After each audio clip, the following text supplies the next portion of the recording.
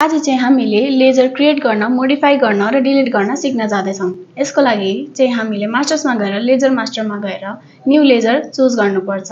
नयाँ लेजर बनाउनको लागि न्यू लेजरमा गएर हामीले ग्रुप छान्नुपर्छ। अब हामीले सप्लायरहरूको लेजर बनाउन लागेको हो भने सन्ड्री क्रेडिटर सप्लायर्स चुज गर्नुपर्छ र यदि हामीले कस्टमरहरूको लागि बनाउन लागेको हो भने चाहिँ सन्ड्री डेब्टर्स भनेर चुज गर्नुपर्छ। आज चाहिँ हामी सप्लायर्सको सिकौँ है त। सन्ड्री डेब्टर्समा गएर एन्टर गर्नुहोस्। लेजरको नाम लेख्नुहोस्, एन्टर गर्नुहोस्। यसमा नेसेसरी डिटेल्सहरू भर्नुहोस् र यसलाई सेभ गर्न चाहिँ Ctrl+W गर्नुहोस्। यसरी हजुरको लेजर सेभ गर्न सक्नुहुन्छ।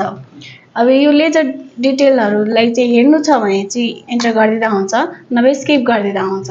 अब चाहिँ लेजर मोडिफाई गर्नतर्फ लागौँ है त। मास्टर्समा गएर लेजर मास्टरमा गएर लेजर मोडिफाई लेजर थिच्नुहोस्। यसमा अब हजुरले कुन चाहिँ लेजर मोडिफाई गर्न लाग्नु भएको हो। यसमा चाहिँ अब मैले बितिसाको मोडिफाई गर्न लागेको हो भने त्यसमा एन्टर गर्नुहोस्। लेजर डिटेलमा जानुहोस्। तल हजुरले मोडिफाई भन्ने अप्सन देख्नुहुन्छ, त्यहाँ थिच्नुहोस् र यसरी हजुरले चाहिने मोडिफिकेसनहरू गर्न सक्नुहुन्छ। अब चाहिँ डिलिसनको पालो। डिलिट गर्ने तरिका पनि सेम हो। लेजर मास्टरमा गएर लेजरमा जानुहोस् अनि डिलिट लेजरमा जानुहोस्। यसमा हजुरलाई कुन लेजर डिलिट गर्नु छ त्यो लेजर छान्नुहोस्, एन्टर गर्नुहोस् अनि माथिपट्टि हजुरले डिलिट भन्ने अप्सन देख्नुहुन्छ, त्यहाँ गएर हजुरले डिलिट गर्न सक्नुहुन्छ। यसरी हामीले लेजर क्रिएट, मोडिफाई र डिलिट गर्न सक्छौं।